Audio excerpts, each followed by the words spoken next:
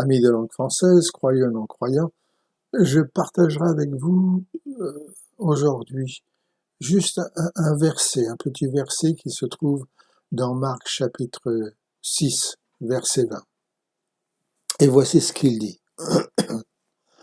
Hérode craignait Jean. Il le connaissait pour un homme juste et saint. Alors il le protégeait, et après l'avoir entendu, il était souvent perplexe et l'écoutait avec plaisir. Silencieux, la tête penchée sur sa main droite, dont le coude repose sur l'accoudoir de son imposant trône. Le roi Hérode, avec attention et enthousiasme, écoute passionnément l'homme qui se tient devant lui. Ses yeux sont fixés sur cet étrange prédicateur barbu, au visage ridé, lézardé, la peau craquelée, brûlé par le soleil de la Palestine. Les mains crevassées, burinées par des journées de labeur, les pieds ensanglantés, morcelés par des marches incessantes dans le désert. Jean, car là est son nom. Tout comme le prophète Ésaïe, célèbre personnage de l'Ancien Testament, est habillé d'une robe en poil de chameau, serrée le long de ses reins par une vieille ceinture de cuir. Jean appelait le Baptiste car il baptisait dans les eaux du Jourdain tous ceux qui voulaient se repentir de leurs péchés. Et Jean est là, incarcéré puis couvert de chaînes à la merci de ce roi prétentieux, vulgaire, hypocrite et faible. Jean, la grande gueule qui, dans des phrases peu éloquentes mais vraies, ne mâche pas ses mots, ne cache pas la vérité, et d'une voix tel un coup de tonnerre, tel un jugement divin lancé du mont Sinaï, Jean invite ce roi incrédule et irreligieux à la repentance. Voilà qui est bien étrange, vous en conviendrez, qu'un roi tel que celui-là, orgueilleux, méprisant, vaniteux, suspicieux, avide de richesse, d'honneur et de gloire personnelle, écoute ce prédicateur bourru avec plaisir. Si le roi Hérode était invité à se rendre à une de nos réunions à l'armée du salut, le major Jean le Baptiste serait le dernier officier à qui l'officier régional demanderait de prêcher pour cette occasion si spéciale. Ah, soyons sérieux. Que l'on convoque le commissaire David, célèbre pour ses poèmes, que l'on convie le capitaine Ézéchiel, réputé pour son discours imagé, que l'on fasse appel au lieutenant Apollo à la parole éloquente, que l'on invite le colonel Paul, ce grand prédicateur intellectuel, afin qu'il disserte sur le besoin d'être sauvé. Oui,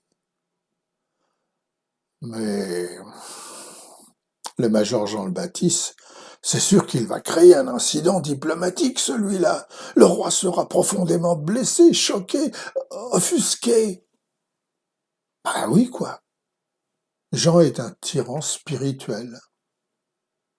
Lorsqu'il prêche, il est comme un taureau lâché dans un magasin de porcelaine. Tel un bulldozer, il aplatit insensiblement les âmes, quelles qu'elles soient, quelles que soient leurs circonstances, leurs excuses, leurs tentations. Tenez, il est du style à dire au roi face à face qu'il ne devrait pas coucher avec la femme de son frère. Oh, c'est ce qu'il a fait. Vous ne me croyez pas? Écoutez-le. Regardez-le parler aux pharisiens, les juger, les critiquer devant le petit peuple repentant d'Israël, les traitant de génération de vipères. Ne dit-il pas ouvertement à tous ces gens bien pensants, la crème religieuse de Jérusalem, petits bourgeois prétentieux qui ont de l'argent plein les poches, qui vous a appris à fuir la colère à venir? Produisez du fruit digne de repentance. Déjà la cognée est mise à la racine de l'arbre. Alors vous imaginez le drame.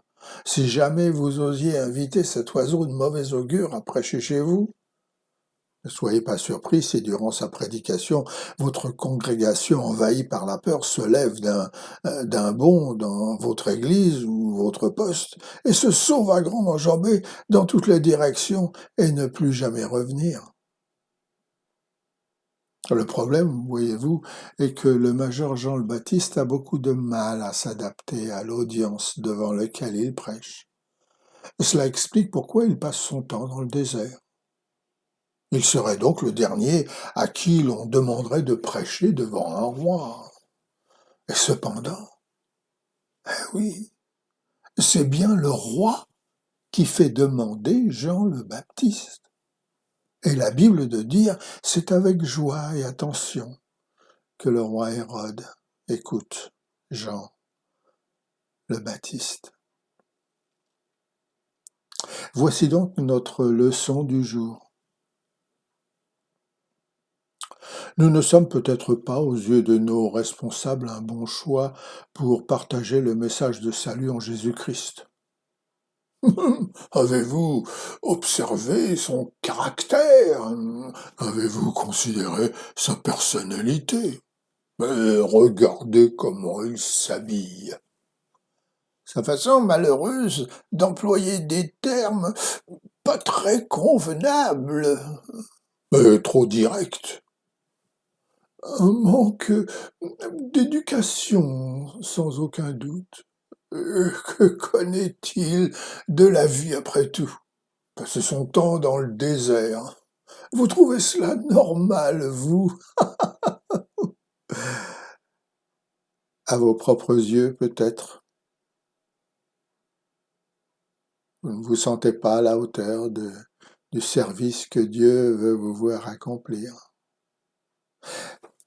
Mais ce qui compte le plus à la fin, c'est que nous obéissons à la volonté de Dieu, car